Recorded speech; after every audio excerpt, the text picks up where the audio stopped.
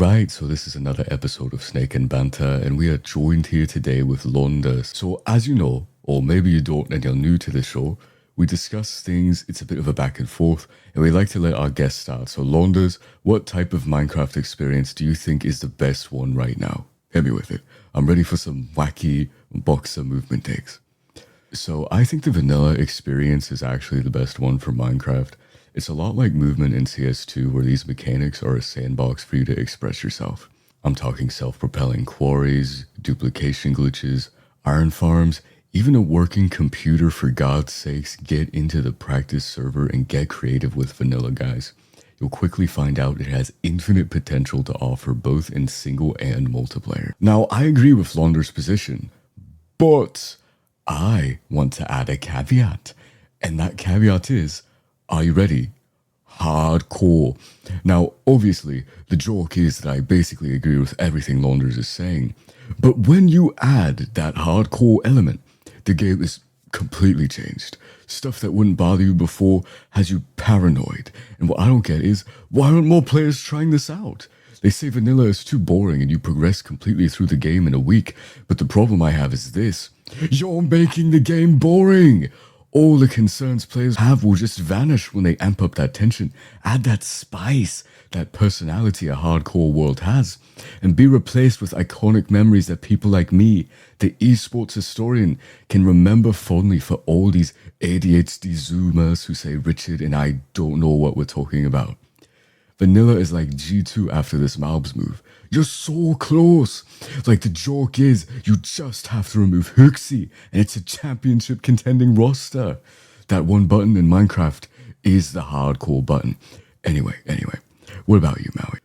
Yeah, by the way, for those of you who don't know, if we were on an episode of Hot Take Point Made, Kassad would already be preparing to call Maui insane. Well, he has an actual bonkers take. Like, adventure maps are the only way to play Minecraft, as they are the only way the game is focused and meaningful. Like, the joke is he would probably want to remove advanced redstone for the sole reason that it doesn't have enough firepower without command blocks. Go on, Maui. Right. I pretty much just wanted to add that I don't think vanilla is boring per se, but I would say it leaves something to be desired considering the direction Microsoft seems to want to take the game in. So my ugly point is that it seems like the modders will forever be years and years ahead of the main development, because over the years, yes, what you guys are saying is true and I agree with it, but think about how hard it is for the average player to get into the game in that way.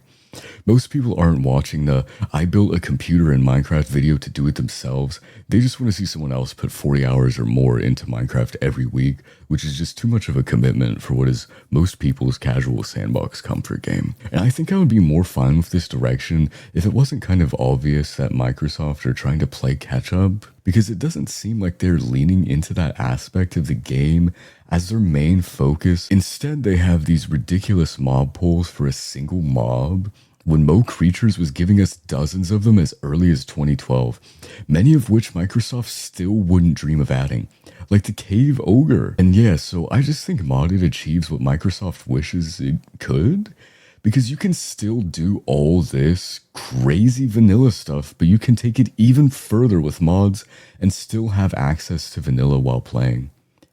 While I do think that modded gameplay subtracts from the expression of vanilla, and so I can't get on board with your preference, I will agree with your ugly point. It would be so sick to have a dimension like the Aether in regular Minecraft, but it's like you said, it is really up to the player to make a masterpiece of it, and more tools could always be good. It seems like Microsoft is just too afraid to make some big changes, even though they'd be welcome after the years of inactivity on 1.8, but we'll just have to see where they take it from here. Look, I understand where you guys are coming from, and the maddest thing about all this is, yeah, where did those multiple years of content go? The joke is they're probably lost in the Aether themselves, just floating around like, oh, you two guys, like, brilliant, mate. Great job with one of the most popular games of all time. But the problem I have goes like this, Maui, and it's a saying I'm sure you know well. It goes like, too many cooks in the kitchen. Meaning that no matter what kinds of mods you are implementing, they will almost definitely clash in some way with the original vision of the game, with each other or just won't meet the quality control standard Minecraft has. If we're honest, mate, a lot of those mobs, dungeons, and even biomes are skips.